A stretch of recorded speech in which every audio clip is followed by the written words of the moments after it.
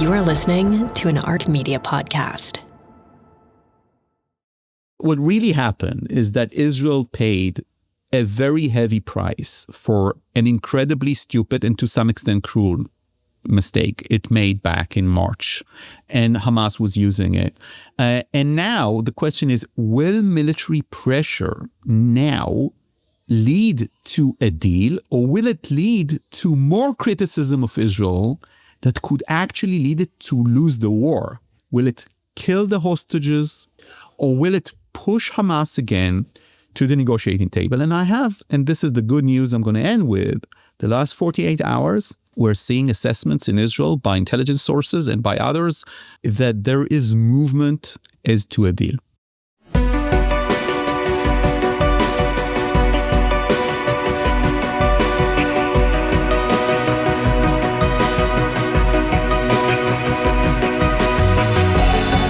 It's 4 p.m. on Sunday, August 17th here in New York City. It's 11 p.m. on Sunday, August 17th in Israel, where Israelis end a day of mass protests and a nationwide strike against the government's decision to expand the Gaza war by conquering Gaza City. About 1 million Israelis participated in the strike, which was organized by the October Council, which represents most families of hostages as well as fallen IDF soldiers. While this sounds like a large number, and it did include hundreds of local authorities, businesses, universities, and other organizations, it failed to shut down Israel's economy. But by the evening, demonstrations across the country, but mainly in Tel Aviv, reached what the organizers estimated to be one of the largest demonstrations in Israel's history. Nearly 500,000 people gathered in Hostage Square in Tel Aviv for a mass rally tonight demanding the government reach a deal. Again, that is according to the organizers of these rallies and strikes. At the same time, the IDF is preparing to execute the government's decision to take over Gaza City, despite many concerns from within the IDF about the plan. Israel announced Sunday that it will resume the supply of tents and shelter equipment ahead of its plan to evacuate the roughly 1 million Palestinians living in Gaza City. Meanwhile, Hamas negotiators in Cairo signaled this week that they are willing to back down from demands that led to the collapse of the negotiations. Israeli officials responded that the government will not go for another partial hostage deal and will only consider foregoing the Gaza City takeover if Hamas agrees to all Israeli demands for ending the war. Also, I want to take a moment to acknowledge that this Tuesday, August 19th, which is the 25th of Av in the Hebrew calendar, the family of Hirsch Goldberg Polin will commemorate his first yahrzeit, which is the Azkara, or first annual memorial of his passing, along with 5 other hostages. It is hard to believe it has already been 1 year. Joining us today to discuss Israel's plans for the Gaza City takeover and whether the operation could be thwarted by another hostage deal is Ark Media contributor and senior analyst at Yediot Achronot, Nadav Eyal. This is Call Me Back. Nadav, good to see you. Good to see you again, Dan. And you just mentioned Hirsch Goldberg Polin, and I was reminded by Or Levy. Or Levy was, of course, a hostage himself. And when he returned back from his captivity, he told John and Rachel, the parents of Hirsch, how on day 52, if I remember correctly, he knew the exact date, Hirsch Goldberg Polin quoted a sentence to him that I think originates with Viktor Frankl's book, After the Holocaust. He who has a why can bear with any how. And Or-Levy said how this sentence, he thinks, kept him alive through captivity, the sentence that Hirsch told him. And he actually has a tattoo on his arm with that sentence. And Rachel told me that they had heard, if I think I have this right, that this became a line, because that other hostages, inspired by this conversation that you're describing that Hirsch had, other hostages then as this commandment, if you will, the Viktor Frankl commandment that Hirsch quoted, became a line that they all used, many of the hostages used with one another, to just keep reminding themselves how to mentally and emotionally get through their captivity. And in many respects, they say it helped keep them sane. Yeah, absolutely. And this goes to the demonstrations and the day of protest that we're seeing today in Israel, with people demanding to get a deal, to make this the first priority.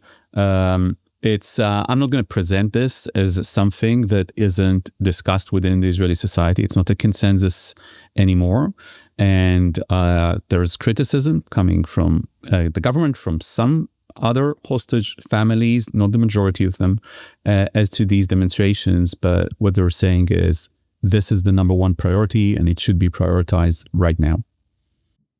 Yeah.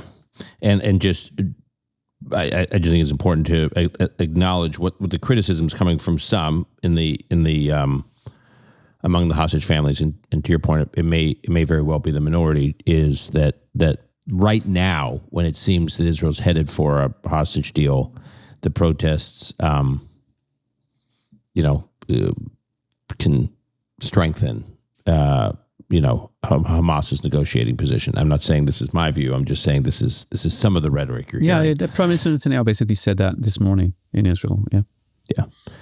Yeah. Okay, Nadav, before we dive into the topic of our conversation today, can you tell us about the news you broke over the weekend about China's plan to rebuild Iran's missile capabilities? Yeah. So basically, first element is that the reconstruction of the nuclear program has somewhat been sidelined by the Iranian regime.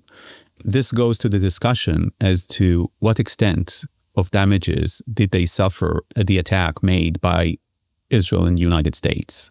And the answer is that the damage is so substantial, Dan, that they have basically sidelined the idea of rebuilding their nuclear program at this point. And now they have other issues at hand that are critical for them. And I think first and foremost is building their air defenses. And it was already published that they're negotiating with China to get some sort of air defenses that are equivalent of the S-400, the Russians' S-400. And I think that the reason that they're turning to the Chinese is because the Russians will not supply them some of these weapons, which is a very interesting development as of itself. Well, can we just say one moment, just a minute on the importance of the S-400s, because those are the kinds of air defenses that Iran was so dependent on that Israel had basically between April of 24, October of 24, the volley back and forth between Israel and Iran, and then obviously June of 25. When you add all of those up, these air defenses were largely wiped out, which is when we talk so loosely that Israel has complete air superiority over Iran. It was because these systems had been taken out. The Iranians had some sort of trials made with the S-400, Russian S-400, but they didn't have a formal agreement with the Russians to supply it. And massively, they had mainly the S-300, which has a decreased capability.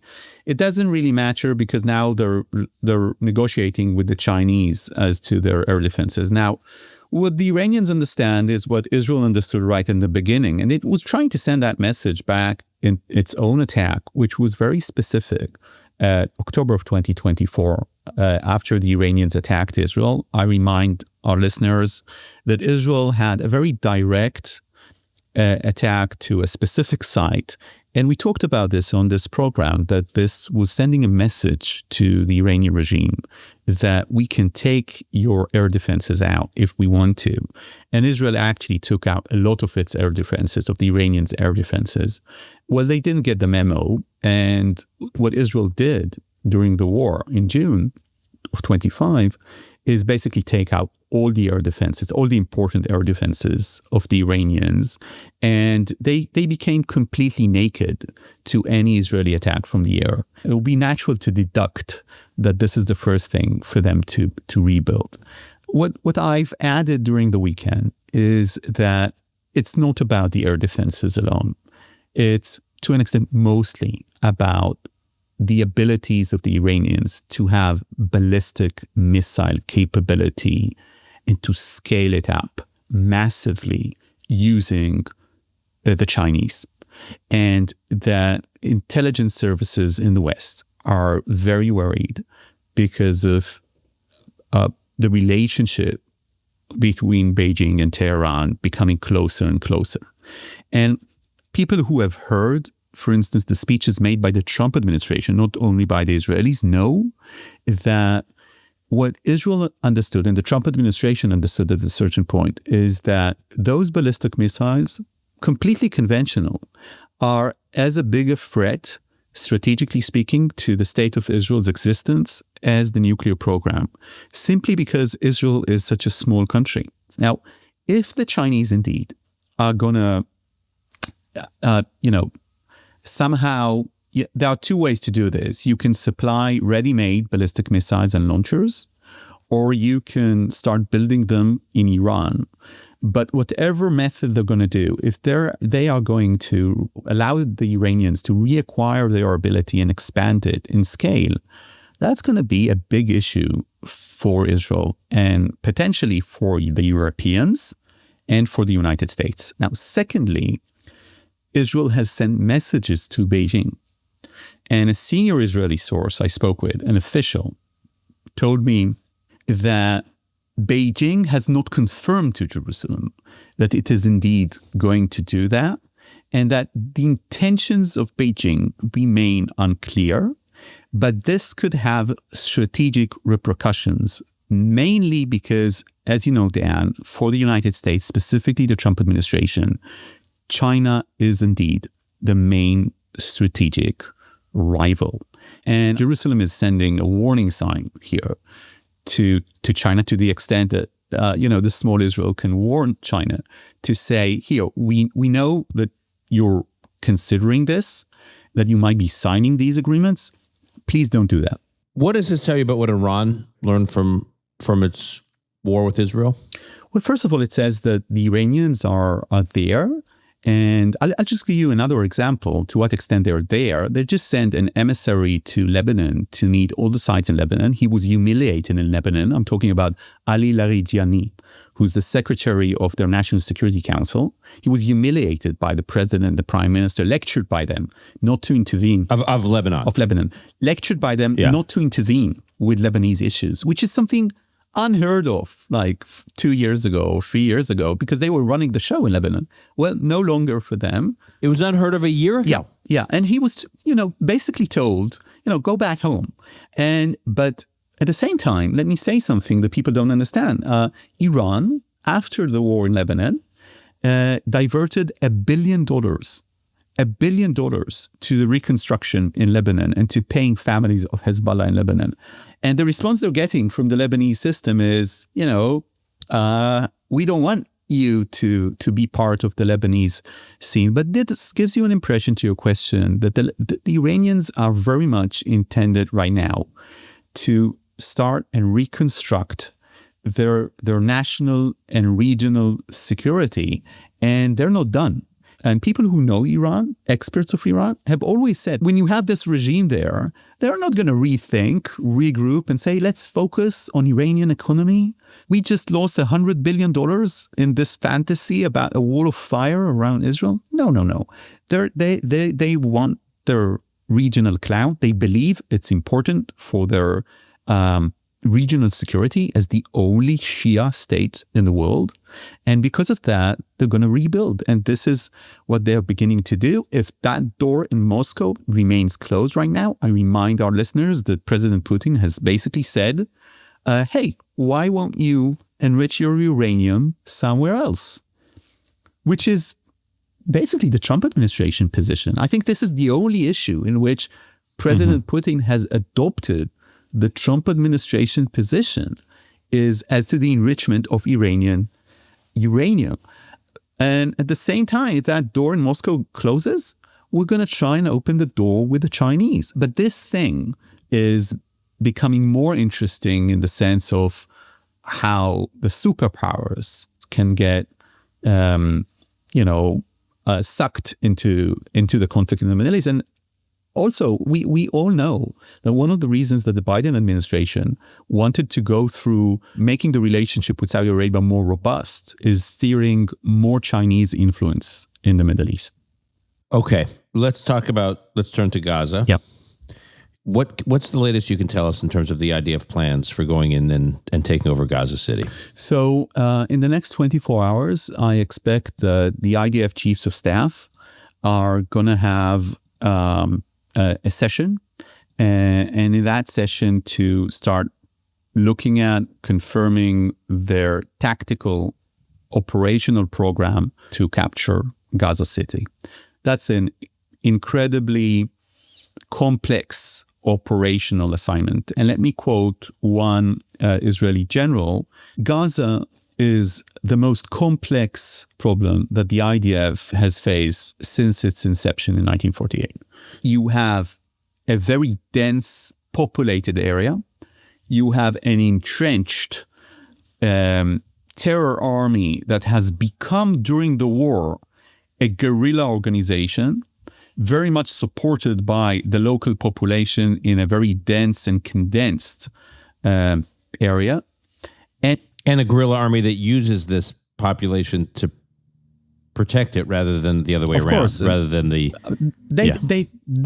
Hamas definitely, I don't think anyone thinks differently. I never heard any pushback from me, when I go on international media and say, Hamas doesn't care about the local population. Even Israel's fiercest critics don't go, no, they do care about, that's just demonizing Hamas. No, nobody says that. They don't care about the local population. And you have hostages there. And you have the international community. And according to international law, you are supposed to enable the transfer of aid and food to the local population during the war. And the IDF and the State of Israel have said that they are committed to enabling aid going into Gaza. And all of these factors together make Gaza such a complex problem. Now, this statement, just look at the last 2 years, Dan. We had this arch enemy called Iran. Israel basically crashed their abilities in 12 days. We had the arch enemy called Hezbollah. Israel crashed their abilities during about a year and a few months. Israel is still trying to get over the Gaza problem. And I know, speaking with my American friends, many people are asking me, what is Israel trying to do in Gaza? They feel extremely frustrated and they have no good answers right now. And even that plan that we're going to discuss about taking or capturing somehow Gaza City, the way that the IDF is planning it is going to be so careful. We're not going to wake up after 10 days and say, wow, nobody thinks in the IDF that Hamas is going to surrender their bunkers, and we'll see hundreds of armed men go out with bunkers and surrendering the hostages. There is no scenario that I know of right now in the IDF that thinks that this is going to go to that, or they have a brilliant operation that will lead to that. Okay, so I want to talk about the differences between how the IDF would recommend approaching this Gaza City operation and how the Security Cabinet wanted the IDF to approach this operation and what they settled on. Before I do, one argument that could be made is that if Gaza City is like the Berlin of Hamas's Germany or the Moscow of Hamas's Russia, that up to this point has been untouched. And if Hamas was sensing that pressure was mounting on Israel and not mounting on Hamas over the last month or two with the quote unquote food, the mass starvation charges against Israel, the recognition of the Palestinian state by all these governments or statements that they will recognize a Palestinian state by all these governments in Europe. There's just all this pressure mounting on Israel that sort of had Israel on its back foot, and Hamas wouldn't negotiate. One could argue that Israel saying we're going into to Gaza City, this stronghold of Hamas that has been untouched up to this point, and we will take it, and that in and of itself will bring Hamas back to the table. I mean, that regardless of what you think of the military viability of the plans, which we'll get into, there is a negotiation impact here as it relates to hostage negotiations. Absolutely, if Hamas really believes that you're going to take Gaza City. And also, Dan, the question remains, let's say Israel does that. Let's just say that all the problems that we're going to discuss are going to be solved, and Israel is going to do that even brilliantly in a way the local population is to some extent protected, that the casualty rate is lower than the IDF expected, and so forth. Okay, and then what? Hamas exists in the central camps of the Gaza Strip, places like Nuseirat or Deir el-Balach. It exists in the humanitarian areas, like the Muasi and other areas. So, what's the distress there? And the answer is that in order to conduct this kind of an operation in Gaza City, you need to lead to the evacuation of 1.2 million people, just in order not to hurt too many people in the process. One thing about Gaza City that people don't understand is, first of all, that a lot of the Gazan population has basically fled into Gaza City. So now it's about 1.2 million people living in that city. These are apartment buildings with sometimes 3 or 4 or 5 floors. It's a heavily populated urban area. Think about troops going into this area. Think about tanks rolling into these areas. Now, some parts of Gaza City were taken right at the beginning of the war. Central Square in Gaza City was taken right in the beginning of the war. Turned out that they had a massive bunker of Hamas underneath. There are hospitals there with bunkers of Hamas. But that's, I think, the first element there for the IDF is to try and understand how it leads to the evacuation of the civilians so that there won't be massive civilian casualties when the IDF goes in. And for the IDF, and I need to underline this, they're very much against this plan. So they're preparing the plan, and they're going to do it because they're the army and the government makes the call and the cabinet make the decision. But I've never heard so much resistance within the defense officials and the army to the plan, because they're saying, we're not sure we can evacuate the same number of people as we did with Rafah. It's a completely different situation than a year ago. There is the international pressure. One of the things that they're fearing, Dan, is that they'll begin the operation as planned, and then someone, maybe in the US, maybe the White House, would, pick up the phone and say, stop it. And then, it would be better not to begin the operation than to have it stopped by the US at a certain point. Now, as far as we know right now, the US is giving full support to the Netanyahu cabinet with this decision, and President Trump personally. And we heard what President Trump said. I'm not analyzing here. He said, remember October 7th? He was reacting to these issues. But President Trump also said this week that he thinks that journalists should go into Gaza and see for themselves. So it can change. And this is one of the things that worries the IDF. Another thing that worries the IDF is, and they were warned by the chief attorney of the IDF, that this evacuation is only supposed to save lives of the civilian local population. It's not an expulsion. And it cannot be used for immigration or forced immigration or expulsion of Palestinians, or to push them out of the Gaza Strip altogether.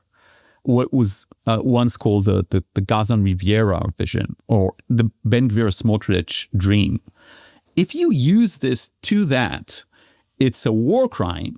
And the chief attorney of the Israeli army has told the chiefs of staff, you can't do that in that case. You can lead to the evacuation of the local population if you guarantee their return after the operation is over. And you can only do that in order to have less casualties, civilian casualties there. And considering the international atmosphere as to Israel. But can I just say, back to something you said about President Trump? I mean, one thing that he's been consistent about, especially in the last few weeks, is Israel will do what Israel's going to do in Gaza. And he has not signaled a red light. He has not signaled even a yellow light. I'm not saying he's flashing a green light, but he's certainly not in any way signaling that he's going to stand in the way of what the government is deciding to do. I mean, he's been consistent on that. Yes, absolutely. Yeah, he's been consistent, but he's also been consistent on wanting to end the war, Dan, and getting the hostages back. Wanting to end the war. Well, I actually think I'm not in the man's head, but you're right that he says both of those things, and he in his mind, those two may be connected. That the more aggressive Israel is in Gaza, the greater likelihood that Hamas comes back to the table, the greater likelihood that you have a path to ending the war. Whereas where Israel is now, nothing is happening, meaning Hamas is not coming to the negotiating table. There's no sign that Hamas is being, is kind of about to break entirely.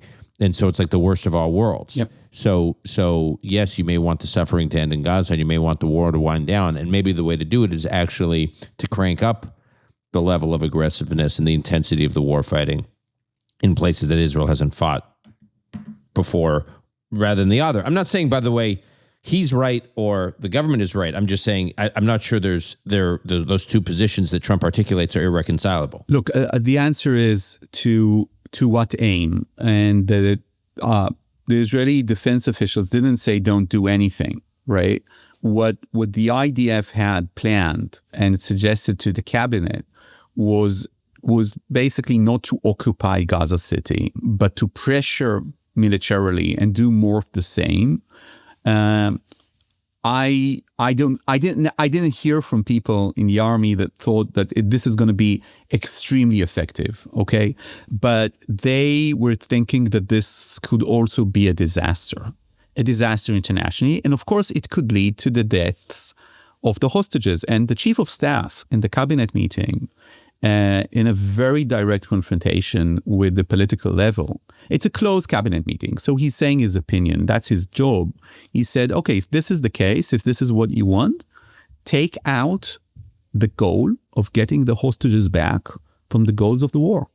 If this is what you want, don't say it's a goal of the war. And let me tell you, Dan, why? Because if you're telling the army there are two goals for this war, getting the hostages back, making sure that Hamas doesn't control Gaza, if these are the goals of the war, it's not just a statement. It's not a PR statement. That's an order.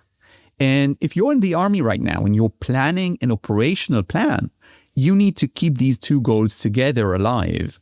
And what the chief of staff was saying, I can't, capture Gaza the way that you're talking about capturing Gaza City and keep the goals that you yourself have ordered me to keep.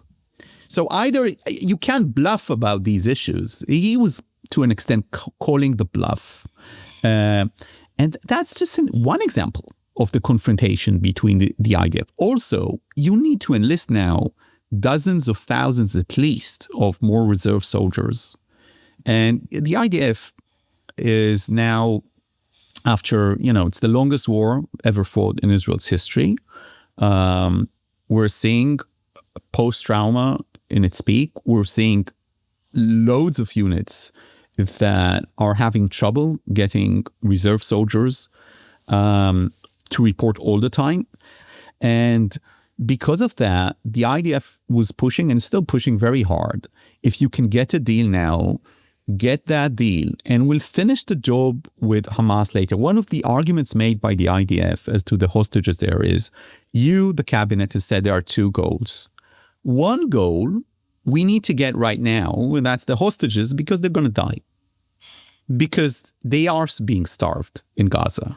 Yeah, if you want images of forced starvation and starvation as a tool of war, you can look at the images of Israeli hostages being held by Hamas. Yeah, so the argument there is one element is an element that is very, very short-lived, and that is getting the hostages back. Another element, which is taking out Hamas, is going to be a struggle of many, many years. Even if we do capture Gaza City, we do clear Gaza City, still, you're going to have Hamas, and you'll need to have a strategic plan for many years to come. And that's the argument. Now, operationally speaking, what was chosen by the cabinet at the end was a sort of a merge between the approaches. But it's going to be a slow process. And I just spoke with a defense official, and he told me, you know what? At the end, the difference between what the IDF is saying and the government is saying is not that large. But we're going to get the international criticism as though we decided the most extreme option that was discussed in a PR notices of cabinet ministers or their interviews. And then the IDF will need to answer, and we'll need to react to that. And we both need to quote the sentence, it's a Hebrew sentence or a Yiddish sentence, to get chased out of the town and eat the stinking fish.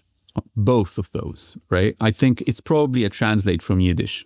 So and the IDF says it's always the case. We're not going to do this, and we are going to get criticized as though we are doing this altogether. But Nadav, that is a metaphor for every phase and every stage and every development of this war, which is that whatever caution Israel uses, whatever caution the IDF demonstrates or exercises, Israel is still criticized for the worst characterization or worst scenario that could have happened relative to what it's actually doing. Yeah, that's true. But in that cabinet meeting, that's another story. Gideon Sa'ar, the foreign minister, who, by the way, just returned to the Likud after many years and was accepted very enthusiastically in the Likud, had a speech. And that speech wasn't published too much because he didn't have these interviews like the far-right ministers trying to push the idea, now let's be aggressive. No, his speech was completely different. He told the Israeli cabinet, look, whatever you're going to get from this operation or this war in general in Gaza, it doesn't equal the level of strategic and diplomatic damages that we're incurring right now around the world. We are just after this huge strategic success of the war against Iran. And we are being sucked to the black hole called Gaza. And when he was speaking, unlike other parts in the cabinet, it's very adversarial. In other words, people keep shouting at each other. But when Gideon Sa'ar spoke, even the far-right ministers, nobody interrupted him. And he was saying there is no way to compare between the damages of the lasting of the war to Israel's position in the long term. I think many people feel that. By the way, many people I speak with in the US, in Europe, I'm talking about supporters of Israel, both from the Jewish community and not from the Jewish community, are saying that and are asking. On the other hand, and I'm going to present the other side of this, so you don't need to push back down. I was getting ready to push back, and I appreciate you. Yeah. No. I want to present this because I think that on the other hand, one could ask if Hamas enjoys the idea of we convince the world that there is, an intentional starvation of the population in Gaza. I don't think that there is an intentional starvation of the population in Gaza. I think there is hunger, or at least there was hunger in Gaza. Okay, the facts that I know of are not that the Israeli government wanted to have starvation of the Gazan population in its decision between March and May 19. I think it wanted to pressure Hamas, but not go. And I think that was a huge mistake. And I spoke about this on your show. I think they were playing with fire, humanitarian fire. And I think it caught fire both in terms of international media, but also in real terms. I don't think the entire thing is fabricated. I think there is a humanitarian crisis in Gaza. And after saying...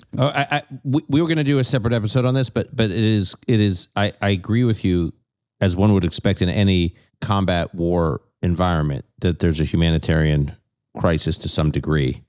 And And obviously for all what you said at the beginning of this conversation, where you described how difficult the war fighting in is Gaza, and that it is one of, if not the most dense area, population dense areas in the world that's at war. You would expect that to be the case, but this idea that there is no mass starvation. You mentioned COGAT, so the coordination of government activities in the territories. That's what COGAT is, which is like the military arm that deals with a whole range of military issues of the IDF in the territories. But according to COGAT, there were 66 deaths from the beginning of the war through June of 25 due to starvation or malnutrition. And then according to Hamas, in July of 25, that number skyrocketed to 133 deaths. And in the past, Hamas had provided the identities of those who died, or the Gazan Health Ministry provided the identities. And when COGAT said, well, where are the identities now? You said the number has skyrocketed in no time to 133 deaths. The Gazan Health Ministry and Hamas would not provide the identities. So COGAT on its own went and tried to figure out the identities through news reports, through social media posts, and they only found a few deaths, and all or most of those deaths, according to COGAT, were of people who had pre-existing conditions, genetic disease, ailments. So it's not to say there's no food crisis challenges in Gaza, and there's, again, I don't want to sound like my hands are covering my eyes. There's no real problem. Of course, there's a problem, but this whole craze we've been subjected to over the last few weeks, I at least am skeptical of, and I know you've been speaking to military sources about this too. Yeah, I have, and the Israeli military has now started actually investing some of its prime intelligence, 8-200, into looking at hunger in Gaza. First of all, I should say, why now? We've been fighting this war for 2 years. The humanitarian issue was always an issue. I'm much less forgiving in a sense than you are. I think that Israel's decision to stop all aid and food, including baby formulas, to Gaza on March 2nd, that passed underneath the radar, and I myself didn't write about enough. But if you're going to say that, Nadav, it's important to also say that during the ceasefire, according to Israel, according to UN bodies, Israel had allowed something like over 6 times the level of aid into Gaza that the local population needed at that time. So it wasn't like they thought they were just turning off the spigot and suddenly Gaza would be depleted of aid. There was a sense that there was a stockpiling of aid because they turbocharged a level of aid that would last many months past the period of the ceasefire. That's all. I don't think we should suggest that Israel just suddenly shut down aid and overnight there was no aid. I think it was a terribly stupid and to some extent cruel idea. And here's why. Because after almost 2 years of a war, if you stop all aid and food to 2 million people during wartime, and you don't tell them when the aid and the food are going to renew, you don't need to be a humanitarian expert. You need to understand, basically to be in your first course in economy, to understand that the prices of food are going to skyrocket, maybe exponentially, because each day that passes, you have less food, and therefore the prices of commodities are going to appreciate as you go by. But keep in mind, again, 6 months of aid was pumped in during... Yeah, but trying to assess how much people will eat, that's... if Israel wants to take control of the humanitarian issue in Gaza and says, I'm responsible for everything, it's not the UN. I'm not working with the UN. I'm responsible. Started to do that with the GHF. But what happened is that just factually speaking, poor families in Gaza, not only poor families in Gaza, started paying obscene amounts of money for 1 kilogram of flour.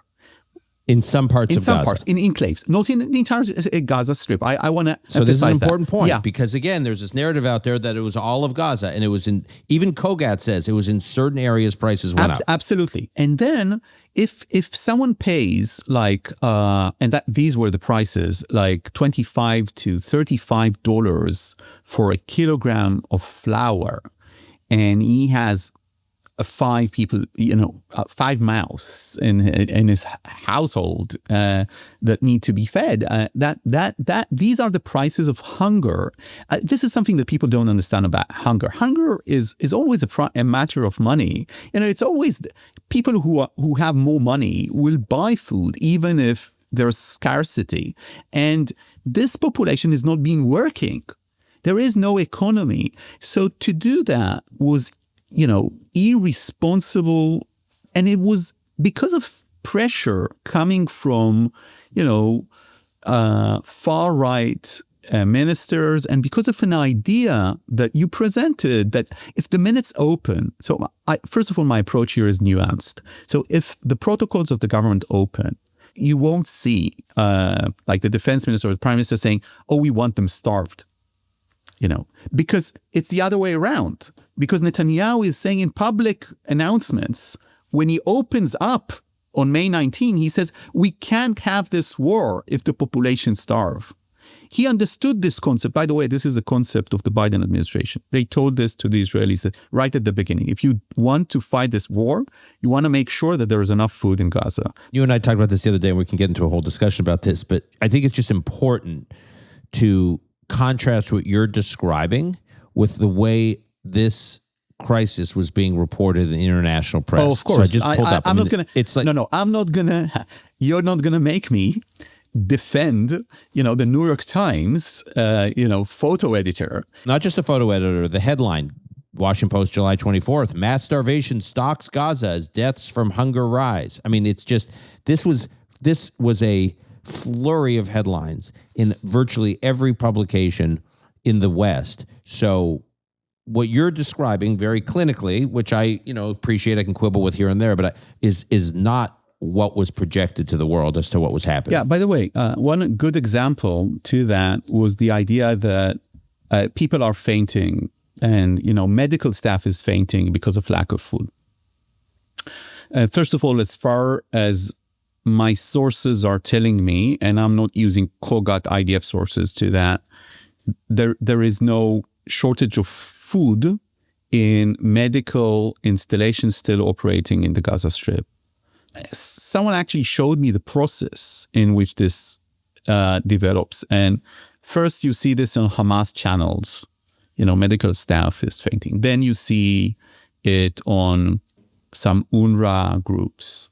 Wait, sorry. You're describing what? First you see in a Hamas channel, like a Telegram channel? Yeah, like Hamas channels are producing this. Then you see this being echoed. And producing what? It's making the idea these messages. that medical staff is fainting. Then you see it being echoed on UN aid group affiliated of Palestinians in Gaza. Then you see this sort of finding its way to the international press. Then you find it at the New York Times.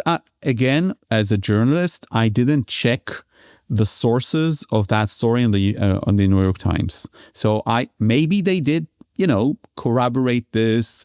They saw people. They saw pictures of medical staff. But you know what? There is something in this type of conversation that is minimizing what's really happening in Gaza, and I don't want to minimize this. I think there is a terrible humanitarian crisis. Why did the Israeli press start reporting about hunger in Gaza? Because the sources of Israeli reporters reporting on Palestinian issues, speaking Arabic, these are the most experienced people that talk with Palestinian sources in the Gaza Strip. They started talking with their sources that are usually enemies of Hamas, speaking fluent Hebrew. And they talked with them and they started reporting on prices and they started saying, I'm hungry. My kids are hungry too, and I've lost weight, and we're eating once a day, and that means that you might have a problem of hunger, and in certain cases you had. Now, flour was probably solved. So I'm ending with the good news, because we're seeing now sacks of flour left unattended, and we're seeing, but the humanitarian crisis is still there. But let me just say, the humanitarian crisis is there. We can debate the severity of the food crisis, but again, to me, it's tragic and a completely unforced error that Israel allowed this narrative to lock in. I mean, even this weekend, Nick Kristof in the New York Times has a piece about Gaza. He talks about the killing of an estimated 18,000 children and the starvation, I'm quoting here, the starvation of a population. The starvation of a population. This is this weekend. Even as you say, things are getting better. And then he hyperlinks. So I clicked on the hyperlink. And what does it take you to? The July 24th New York Times article that says Gazans are dying, which has now been discredited. So we may say things are getting better. We may say things were never as bad as they were reported. But unfortunately, this line about Israel and a forced starvation on Palestinians is sticking. Yeah. And this is a huge, huge problem. But the problem wasn't only PR. The problem is that, Dan, if you're saying I'm not going to allow food to go into Gaza, naturally is after Israel sent in 6 months worth of food. Again, we can judge we can debate the management of it, but yes. But it does not reflect. Okay, so I'm now turning to Dan Senor, who's an expert in messaging, and I'm serious now, okay? And the Israeli government would turn to you and would say, look, we've decided to stop all food and aid into Gaza beginning on March 2nd because Hamas doesn't agree to our terms to end the war. This is basically what the Israeli cabinet said. Now, you message this, Dan, in a way that it won't be starving the population. Israel does not explain its policies, many of which I think are sensible, obviously, but I think they do themselves enormous damage by not explaining the policy. If they had said what we now know, which is when they put the freeze on aid in, it was just after they had flooded Gaza with 6 months of aid. They should have been messaging that to the Palestinian population, that you have 6 months of aid. They should have been messaging that to the international community, but they don't do very much messaging to the international community, which is a subject for another day. But I'm not saying the policy was right or wrong. I do think it could have been contextualized. And that said, Nadav, that doesn't absolve reporters from not just relying on Hamas Telegram channels. Okay, there's 6 months worth of food in Gaza. Let's say this is the case, and they would have said that. So what's the reason to stop the aid? What did they expect would happen? This was an announcement made by the cabinet, I think by the prime minister. Why would you substantively do that if it is not to pressure Hamas? And if you are pressuring Hamas through usage of food, you will be accused in starving the population. And I'm saying this to myself as a journalist, because I should have called you up then, when this decision was made. And I should have said, hey, Dan, I think that Israel just made an incredibly stupid and potentially dangerous, humanitarianly speaking, decision. Let's discuss.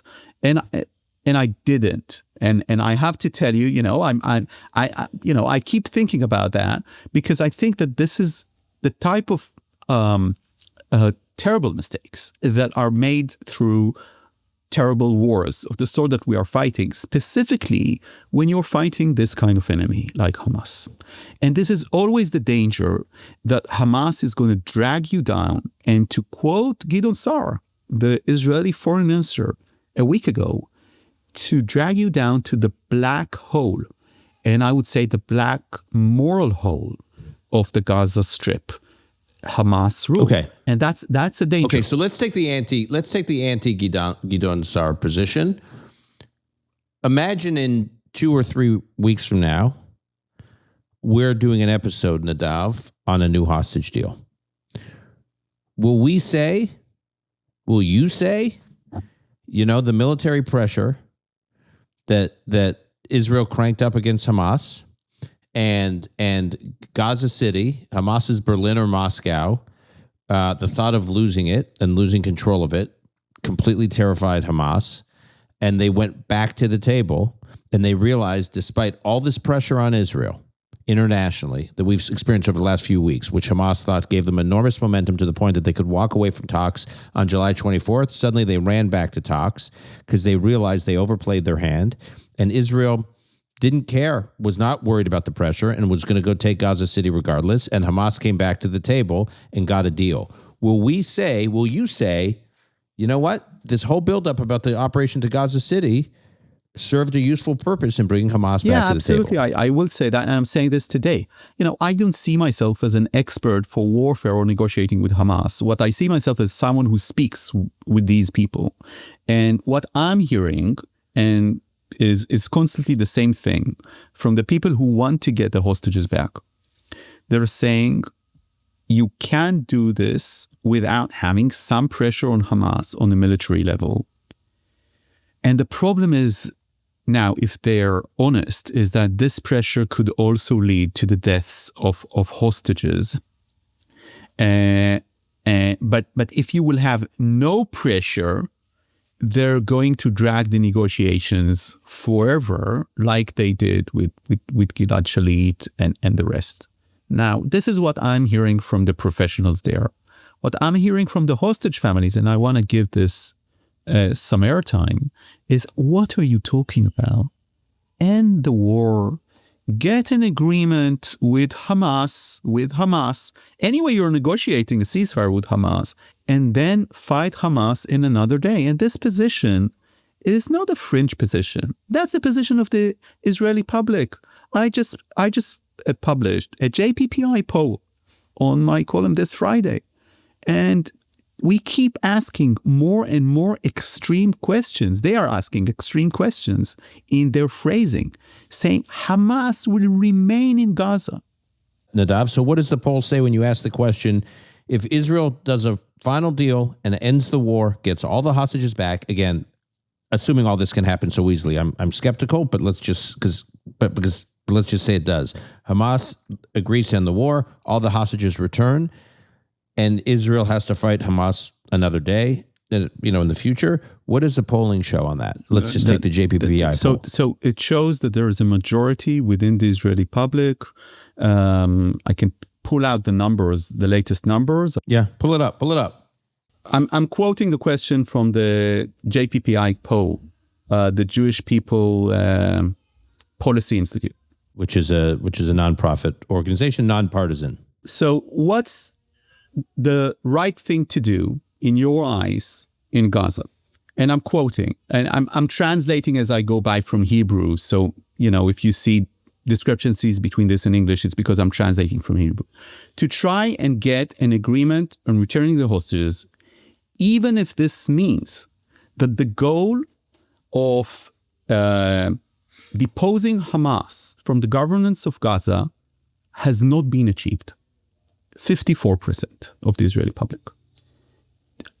To continue the war until all the goals that were set were achieved, meaning no Hamas governance in Gaza and all the hostages come back home.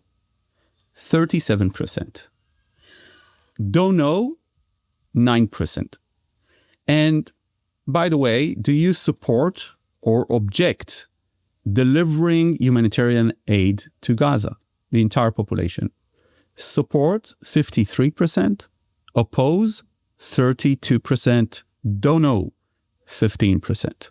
That's a JPPI poll. What was that last number, the majority number? 54% try and get an agreement on returning the hostages, even if it means that the goal of deposing Hamas from the governance in the Gaza Strip is not achieved. 54%. You hear in that number a majority, which is mathematically correct. I hear in that almost one of every two Israelis is opposed to that. But they were asked about the other option. It's 37%. Then the point is that the other camp is much weaker than, it's not like 50-50. Okay, bring it down to 37%. So say almost 4 in every 10 Israelis. And that's the entire population. I'll add another argument, and that is that if you measure how is it in the Jewish population in Israel, it's about 50-50. Right. So I hear all the time from my friends, you included, that the overwhelming majority of Israelis want this war to end. The overwhelming majority of Israelis want the war to end, even if it means Hamas stays in power. The overwhelming majority of Israelis want the war to end, even if it means having to fight Hamas again. And I'm just saying, you're right that it's a majority, but it's not overwhelming, which means Israeli society is actually deeply divided on this question. Mika Goodman made the point recently on our podcast that Israel is about to go into Gaza City with this very intense operation while Israeli society is so divided on this question. And his point was, it's very hard for Israel to do what it's about to do when its army is exhausted, when there's international backlash, like at volume level 11 against Israel, and Israeli society is so divided. That the great wars and the major military successes in Israeli history have been when the society, Israelis are united. And I get that, and we can debate that. But the corollary to that, Nadav, is also true. Making a decision to end the war, a defensive war against an enemy that executed upon an existential threat against Israel, and to leave that entity in power, Hamas, and hope that you're going to be able to fight them again, maybe not. Sounds eerily familiar in the past when Israel has said, don't worry, if Hamas is a problem, we'll go deal with them. And do that when a huge chunk of the population is saying, we're not on board with that either, is also dangerous. In other words, I could make the Mika argument, and it sounds like it's your argument, that you can't go do this major military operation with the country so divided. That's a big decision to make with the country so divided. It's also a big decision to effectively make peace with Hamas and keep Hamas in power while the country's so divided on that too. There's a huge swath of the population that is not okay with that. I agree. It's a very mixed opinion, and but that's true. I do think that the difference in the examples that you just gave is that the Israeli public gave the government the time, together with all the supporters of Israel around the world, including the Jewish community in America, to get to some sort of a resolution of the Gaza conflict. Because the cost of the war to Israel is until now assessed as 330 billion shekels. And it's a small country. That's the reason, by the way, why modern nations lose or win wars. And this comes together with our other elements. For instance, the hostage element that really limits the IDF operation in Gaza. This is something that I think people don't understand. If I would have shown you the map of Gaza today, where the IDF is operating and where it isn't operating, basically it aligns where you have hostages.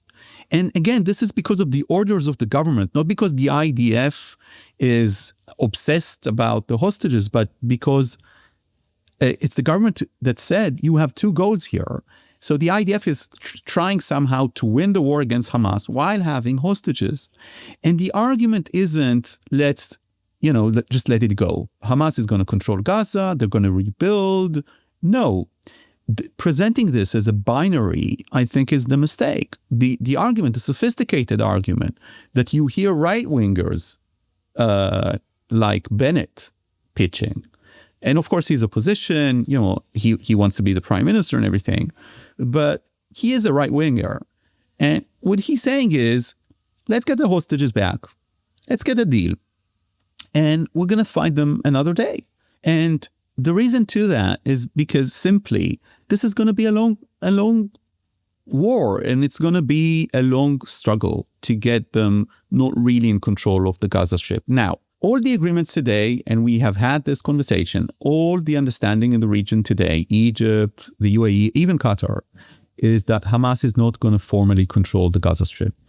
The argument against this is the Prime Minister is saying, I want Hamas also to disarm and to the entire Gaza Strip to be completely demilitarized. I really don't know how you can reach that in an agreement. The only way you can reach that is with a full occupation of the Gaza Strip, including having a soldier in every street, clearing every house and all the rest. So you're making a demand that even if Hamas agrees to, they're going to cheat, they're going to lie, and it's never going to be met by an agreement. It doesn't make much sense. And also, the question is, do you agree with the SAR assessment, the foreign minister's assessment, that whatever you're going to get in Gaza strategically is less important than the damages you incur right now internationally? And what I sense from you, from what you're saying, is that you don't agree. You think that that we can still get something in Gaza that will be more important than the continued damages. I have friends and family and families, friends of family that are being called up right now for this operation. So the idea that soldiers are going to keep fighting and dying in Gaza, to me, it's unfathomable, actually. I also think that those who have this abstract notion, and it feels very abstract to me, of how we just end the war, how Israel just ends the war and brings all the hostages back, and somehow Hamas's control of Gaza ends in that process too. And oh, by the way, Hamas is disarmed in Gaza, and then there'll be a nuisance in the future, and Israel will have a basis upon which to return and take them out. I just don't think it's going to be that. So it's not going to be that simple. Hamas is smarter than that. Whatever conditions for an end to the war that they agree to are obviously going to be have this exact scenario in mind, that Israel is going to try to come back to Gaza. And I think the international community will not want Israel to fight Hamas again in the future under any circumstances will contribute to creating conditions that make it very hard for Israel to take action against Hamas again. So in that sense, Nadav, I'm sympathetic to the many Israelis reflected in that JPPI poll. I'm not saying I agree with them on every issue. I'm just saying, but the general sentiment, I do understand that sense, like, this war was started. We need to finish it to the extent that we can finish it. And we're not going back. We're not going to fight Hamas again. We're not going back into Gaza again, meaning not only will we not have the will for it, the world will not let us do it. So this is it. This is our shot. I understand that sentiment. And what I guess I'm more frustrated by is not whether or not I agree with that sentiment or not, because I understand there's some holes in that side's argument too. I'm just struck by the monolithic, ubiquitous press coverage coming out of Israel, at least in the English language press coverage coming out of Israel, that presents one side of this debate as the only side that is reflective of where the Israeli public is. That's what frustrates me, actually. And I don't think that reflects reality. I agree. It's always the case when you have an absolute majority. And in Israel today, you have an absolute majority that prioritizes getting the hostages back home. And we started with very vague questions. There was a lot of criticism against pollsters that they were not asking the right questions. Now they're asking the most extreme questions that are tilted the other way, because Bennett isn't saying, and we're going to allow Hamas to be there. That's not the plan. That's not what the IDF is saying. Look, Dan, I started speaking about the IDF and the defense officials' position that you need to end with Gaza and advance to the north and to Hezbollah, when? On your show, at about February 2024. Now, since then, many, many things have happened in Gaza that were essential, like taking care of the tunnels, killing Yahya Sinwar, maybe going into Rafah, I don't know. But again, you need to see this on both sides. Israel's founding fathers always understood, Ben-Gurion said, shmum, UN is nothing, right? But he never thought that. He never acted like that. That was for domestic consumption. Israeli politicians have drank the Kool-Aid, and they now really believe that they can go on with some sort of disconnect with what's happening abroad. And I think that the Jewish community everywhere sees this. And I'll give you one example that's going to shock you. Okay. I spoke with a local politician somewhere in Europe, and he told me, and I hope, it was just something he said, but I'm going to quote it. He said, if it goes like this, and this is not a person who's against Israel, you'll see demands soon. In every town, big city in Europe, there's a Holocaust memorial, right? They're going to have Holocaust memorials for the Palestinians in Gaza. It's just a matter of politics. You have the constituency there, right? And we spoke about this trap on your show about how the Palestinians are seeing this. And we are advancing quickly to unilateral recognition of Palestinian statehood. I know. So if someone who's a right-winger like Gideon Saar, who voted against the disengagement in Gaza in 2005, unlike Prime Minister Netanyahu at the time, nobody can doubt his allegiance to Eretz Israel, or Bennett, who also is more to the right than Netanyahu, are saying we're bleeding right now. Internationally speaking, internally speaking, maybe it should be considered. Now, after saying that, I need to be, I try to be honest about these issues.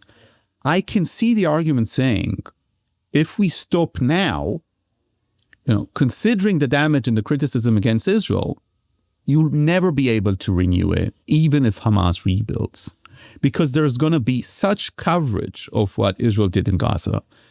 But that's the kind of argument, or the slippery slope argument, of someone who goes into the casino and loses $1,000 and then says, I've already lost $1,000, and I lost my home, so maybe I should, take a mortgage on it and lose the rest. Yeah, you need to be rational about this. I'll give you one example. The government kept on saying, we're not going to sign a full-pledged deal to end the war with getting all the hostages back. We're not going to do that because Hamas is not going to agree to our terms. And this is the reason we have a phase deal, a Witkoff kind of deal. It's going to be like two sections of a deal, 2 phases, right? Now the government is saying, we're not willing to consider a phase deal anymore.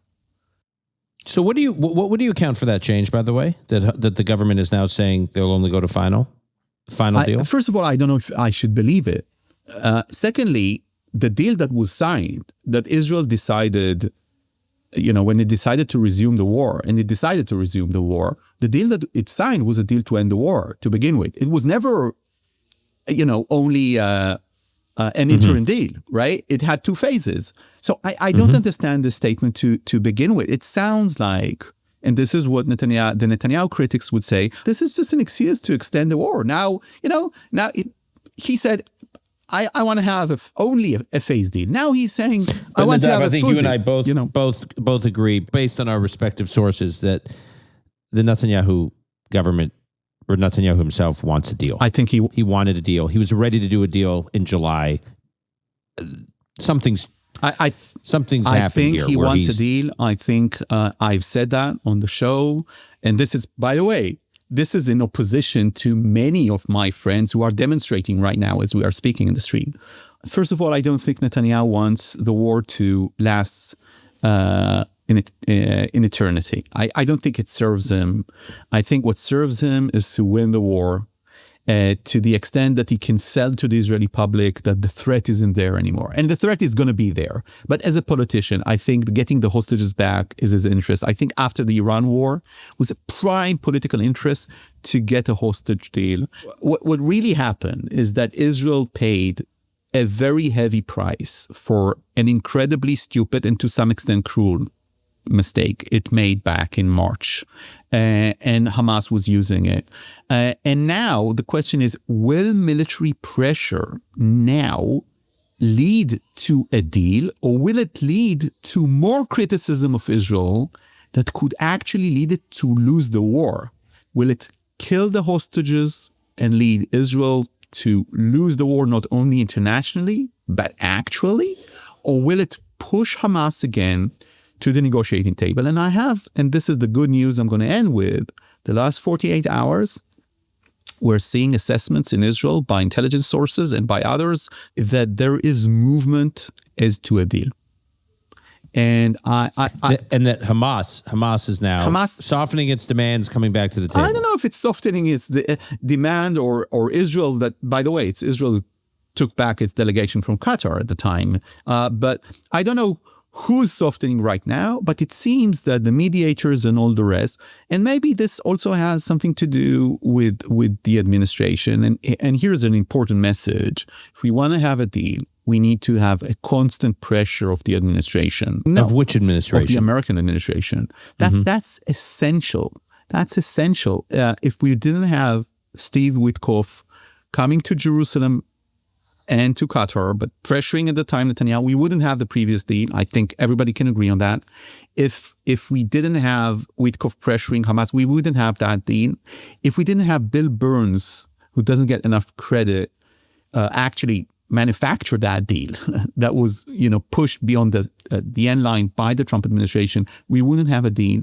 So much is dependent. And Brett McGurk. And Brett McGurk deserves some credit. And we need that to happen, and that's crucial now for Israel and for Israel's allies to be assisted by the United we States. often talk as though Hamas doesn't have agency. I mean, look at this conversation we had. Like 95% of this conversation was as though Hamas doesn't get a vote. Our conversation right now. So what is Hamas doing? Anticipating this military operation into Gaza City and preparing for it? First of all, Hamas, according to the assessments in the IDF, has been preparing to the IDF invading Gaza City. While we are speaking, there is a chief of staff meeting, and in the room, material has been presented as to how Hamas has been preparing itself. Secondly, there is within Hamas a discussion and an argument between Hamas in Gaza, led now by a man called Haddad, who's the regiment commander or the battalion commander of Gaza City, that was one of the people who were preparing October 7th. The last one, the high echelon of Hamas that is still alive, in the preparation of October 7th, is still alive. And he's now preparing the defense of Gaza City. And he was pushing Hamas, Qatar, and other places, people like Khalil al-Hayya and others, not to agree to a deal. Which is amazing if you think about this, because it's Haddad who's in Gaza, seeing the hunger, seeing the humanitarian crisis, and he's not the man who's saying, we need to get an agreement. He's the man who's saying, don't get an agreement too quickly because we're standing. Because Hamas really doesn't care about the local population. It's really a monstrous genocidal organization. This is what it is. It's absolutely the case that Hamas was making different demands. Hamas was distancing itself from understandings that were already made in the negotiations. And they did that because they saw that suddenly their international campaign is working. And that's one of the reasons that we still do not have a deal. All right, Nadav, we are going to leave it there. We are going to pick up later this week, because you and I are doing an episode, your maiden voyage on Inside Call Me Back. So every time you appear, as you referenced earlier, I get these irate listeners, and they send me these very hysterical comments about something you said, and now's their opportunity to submit their questions. And they can you will actually have to face their questions rather than just fetching to me, which is what they do. I'm tired of being fetched at on your behalf. So you can now submit your questions to Nadav, because we are going to have a very informal, perhaps heated, perhaps not, we'll see how it goes, conversation later this week. So if you're not already a subscriber, please go to arkmedia.org. That's arkmedia.org to subscribe. And I guess that's it, Nadav. I'll see you later in the week. Okay, it was a pleasure. Thank you so much, Dan. Thank you.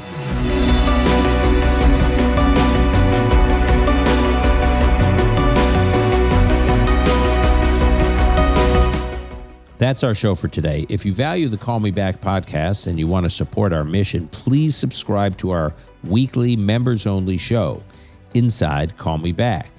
Inside Call Me Back is where Nadav Eyal, Amit Segel, and I respond to challenging questions from listeners and have the conversations that typically occur after the cameras stop rolling. Inside Call Me Back will come out every week as an extension of the Thursday episode. To subscribe, please follow the link in the show notes, or you can go to arkmedia.org. That's arkmedia.org. Call Me Back is produced and edited by ILAN BENATAR. Ark Media's executive producer is ADAAM James LEVIN-AREDDY. Sound and video editing by Martin HUERGO and MARIANGELES BURGOS. Our director of operations, Maya Rakoff. Research by Gabe Silverstein. Our music was composed by Yuval Semo. Until next time, I'm your host, Dan Senor.